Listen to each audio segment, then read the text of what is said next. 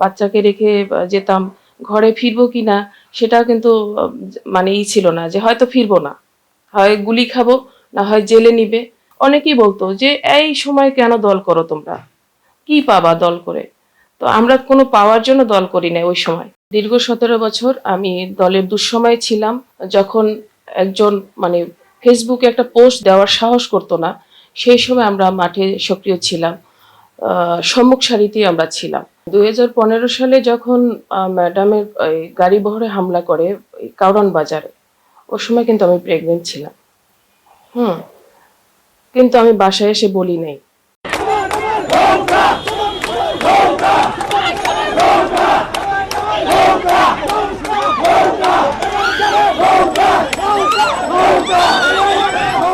ঘরে ফিরবো কিনা সেটাও কিন্তু মানে ছিল না, যে হয়তো ফিরবো না, হয় গুলি খাবো, না হয় জেলে নিবে। তো সেটা মাথায় রেখে কিন্তু ওই সময় কোনো কাজ করে নাই, একটাই হচ্ছে দলের জন্য, দেশের জন্য আমার কাজ করতে হবে, আর কোনো কিছু মাথায় আসে না, কিসের সন্তান কিসের সংসার। তো অনেকেই বলতো যে এই সময় কেন দল করো তোমরা, কি পাবা দল করে? তো আমরা কোনো পাওয়ার জন্য দল করি না ওই সময়। এখন আল্লাহর কাছে শুকরিয়া আদায় করি যে এই দিনের জন্যই কিন্তু আমরা যুদ্ধ করেছি, আন্দোলন সংগ্রামে সক্রিয় ছিলাম, শুধুমাত্র এই দিনটা দেখার জন্যই। আমাদের নেতা জনাব তারেক রহমান, আজকে তিনি বাংলাদেশের প্রধানমন্ত্রী, এটার জন্য আমরা আন্দোলন সংগ্রাম করেছি, গণতন্ত্রের জন্য লড়াই করেছি, স্বৈরাচার শেখ হাসিনাকে হটানোর জন্য যা যা করণীয় তাই করেছি। ইভেন দেশনেত্রী বেগম খালেদা জিয়াকে যেদিনকে গ্রেপ্তার করে সেদিনও আমরা মাঠে ছিলাম, এবং ম্যাডাম সপ্তাহে 5 দিন হাজিরা দিতে যেতেন।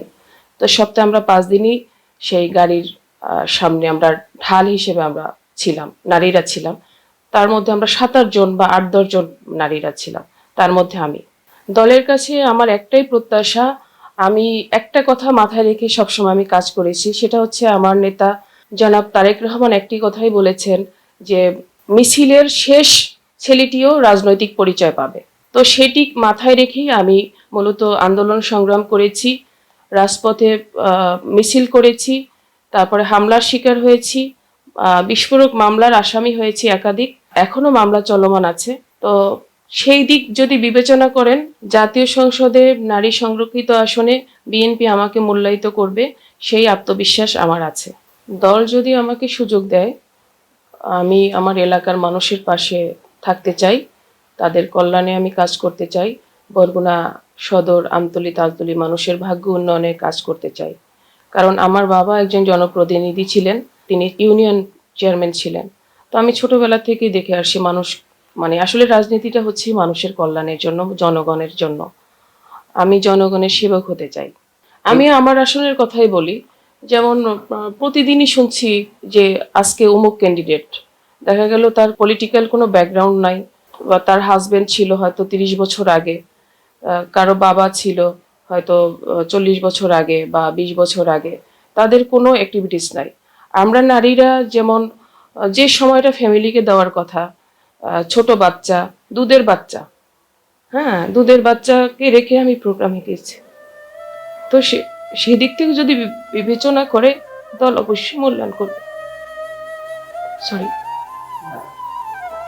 এখানে আরেকটা বিষয় হচ্ছে যে তখন তো তারা ঠিকই তারা সংসার পরিচালনা করছে, যেটা আমরা করতে পারিনি। শুধু চ্যালেঞ্জ না, মানে অনেক ধরনের অনেক কথা আমাদেরকে শুনতে হয়েছে। আর 8-10টা মেয়েদের মতো না কিন্তু আমাদের লাইফ।